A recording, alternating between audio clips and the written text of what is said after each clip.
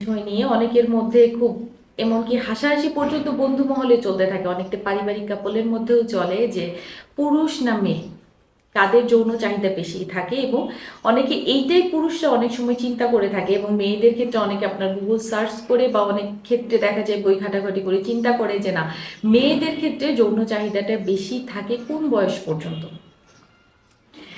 আজকে এই বিষয় সম্পর্কে আপনাদেরকে ছোট একটা ইনফরমেশন দিব, যেটা দেখা গেছে একটা গবেষণায় টেক্সাস ইউনিভার্সিটির একদল স্টুডেন্ট আপনার বিভিন্ন বয়সী মেয়েদেরকে নিয়ে একটা গবেষণায় চলে আসে। তারা তিনটা ভাগে মেয়েদেরকে ভাগ করে। একটা দেখা যায় যে আপনার যে বয়স থেকে মেয়েদের সাধারণত শারীরিক বৃদ্ধিটা শুরু হয় সেইখান থেকে, যেমন 16 বছর বয়স থেকে 23 বছর বয়স পর্যন্ত একদলকে ভাগ করা হয়।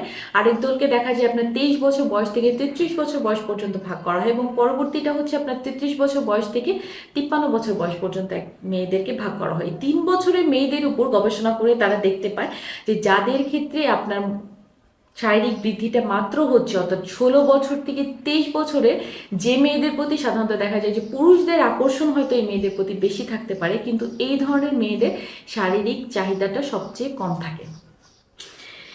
এদের তুলনায় যারা 23 থেকে 33 বছর বয়সে পৌঁছায় তখন দেখা যায় যে এদের থেকে শারীরিক চাহিদাটা অনেকাংশেই বেড়ে যায়। তো অনেকে দেখা যায় যে এই বয়সটাকে অনেকে চিন্তা করে যে এটা হচ্ছে বিয়ের উপযুক্ত সময়। এর পরবর্তীতে আপনার 33 থেকে 53 বছর যে বয়সটা, অনেকের ক্ষেত্রে দেখা যায় যে 33 বছরের একজন মেয়ে সাধারণত দেখা যায় যে তার দেখা যায় একটা বা দুইটা বেবি থাকে। অনেকে মনে করে যে বিয়ে হয়ে গেছে।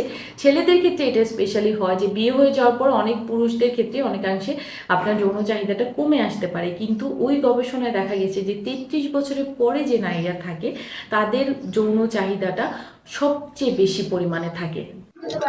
প্রিয় দর্শক, এতক্ষণ ধৈর্য সহকারে দেখার জন্য আপনাদের সবাইকে ধন্যবাদ। আমরা মূলত আপনাদের জন্য এই গুরুত্বপূর্ণ ভিডিওগুলো আপনাদের সামনে আমি মূলত তুলে ধরার চেষ্টা করি, যেগুলো আপনাদের সকলেরই কিন্তু জানা উচিত বলে আমি মনে করছি। এবং এই ভিডিওটি দেখে আপনাদের কতটুকু কার্যকর হয়েছে বা কতটুকু গুরুত্বপূর্ণ হিসেবে মনে হয়েছে তা অবশ্যই কমেন্টে আমাকে জানিয়ে দিতে ভুলবেন না। এবং এরকম আপডেট সকল ভিডিও পাওয়ার জন্য আমাদের এই চ্যানেলটি অবশ্যই সাবস্ক্রাইব করে আমাদের সাথেই থাকবেন। সকলে ভালো থাকুন, সুস্থ থাকুন, ধন্যবাদ।